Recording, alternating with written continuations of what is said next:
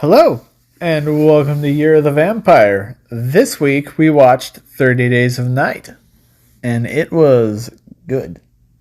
Really? That's all you have to say? Just good? It's How about we start with the plot? What did you think of the plot, which is basically just insomnia, but like reverse insomnia with vampires. But also the main... But no, the main character is a cop. So yeah, I guess it's reverse insomnia with vampires. Anyways, it takes place in Burrow, Alaska, a real place, by the way. Which I didn't know. And It's way up there. It's so far north. It suffers from the phenomena of a month of both sun and a month of darkness. This obviously doesn't take place during the month of sun, because as I said, it's reverse insomnia. Yeah, where Al Pacino goes to that Alaska town during 30 days of daytime. Yes. Anyways, I enjoyed that movie. It was just like I enjoyed this movie. It's a good movie. So the movie starts right away where they're just like an hour or so away from sundown. They're getting ready because they know it's coming. And weird stuff starts happening. I mean, it's a vampire movie. Of course weird stuff starts happening. Vampires don't exist. Like dogs get murdered, technology gets destroyed. Is it really a murder if it's a dog? Yes. If it's a living thing and you kill it, it gets murdered. It's murdered to death. Good. So then vegetarians murder plants. Got it. Anyways, long story short, vampires show up. Yeah, obviously.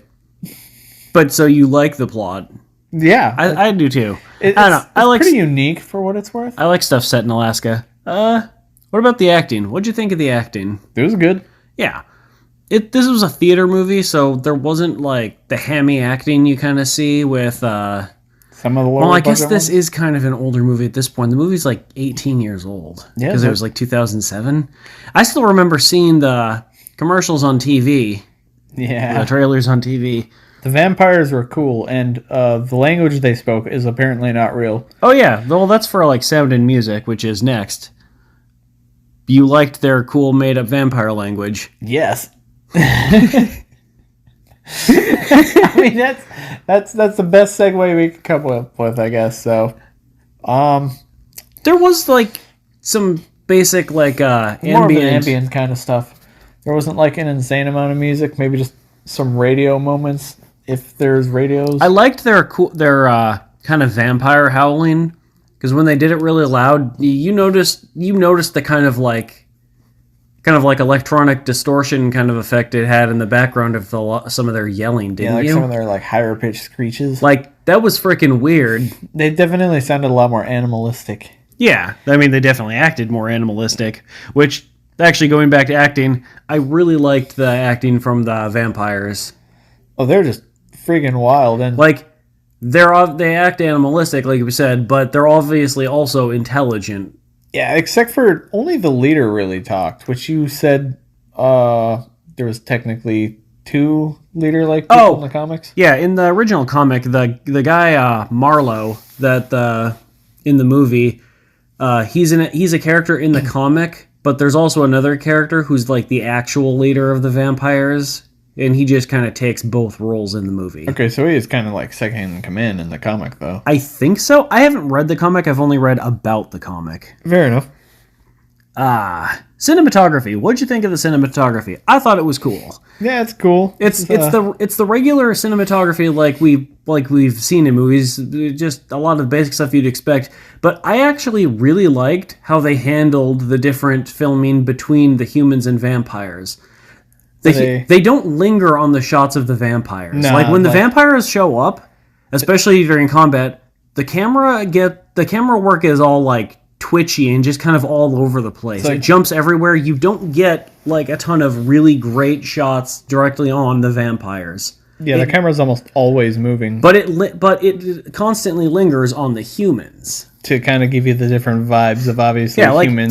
There's anxiety in both kinds of scenes. The anxiety in the vampires obviously is the more chaotic kind of anxiety, whereas with the humans it's more of the emotional anxiety. And they definitely did it. It blended good. Yeah, we haven't really covered a lot of movies that do stuff like that, really. Not yet. So that's why I was actually excited to talk about this, because I really appreciate when movies do stuff like that. You just don't see it as you just don't see it terribly often, at least not in like mainstream film movies. Or not done right. Special effects. Like, a lot of the special effects in this was the gore. There was so much freaking blood. Yeah. I liked the what effects they did. It was mostly practical, I believe. There was like the ending scene with him turning to freaking ash. That didn't age as well. Yeah. Maybe not But the greatest, I thought that was probably the worst part of the special effects, but I liked a lot of the stuff they did for both.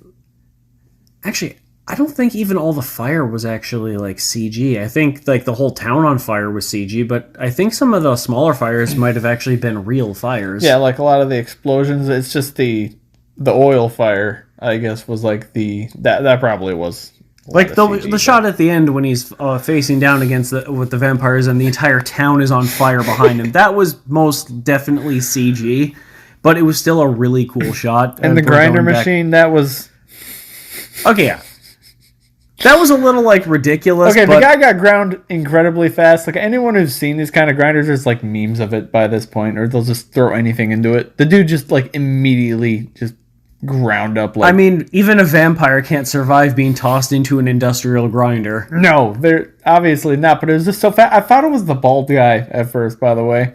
Oh yeah, him. He's like the second creepiest of the vampires. Oh, he was insane. He's probably like the craziest of them all. Sorry, I'm just shooting back to the cinematography. Were the vampires' eyes black, or were those just shots where they looked black? Because I could have swore that I saw like the kind of white part of the eyeballs in a lot of scenes, but there were scenes where it looked like their eyes like turned black, which was. I guess that also could go for special effects. I don't know. I thought that was really cool. They like turn black when they're actually like about to, when they're like hunting. I guess you could actually say, because that's what it was. It was hunting. Yeah, there's definitely a few moments where you could see like the whites of their eyes on occasion. But but then when it's action time, they just turn like pitch black, which was creepy as hell. Yeah, and that was pretty cool too. One other thing. I actually really appreciated how they all kept like the gore on their bodies and outfits. Like they just kept themselves covered in blood. No, they never cleaned. They were around the whole month. Yeah, 30 days. But yeah, they never cleaned themselves because I think that also added to just kind of the effect of them of them seeming like just vicious predators. Yeah. I don't know. I really like this movie and yeah, I don't know. It doesn't have good reviews, but I think it actually has become somewhat of a cult classic. I'm genuinely since it came out. I guess I don't talk to people about it a lot, but like I liked it since the first time I watched it. Yeah, like Daybreakers, I saw this movie when it was in theaters, and yeah, it's a fun time, and I actually feel bad I haven't watched it more often because I've actually only seen it a handful of times. One blemish though, the second movie's terrible. Oh, well, we don't talk about the second movie.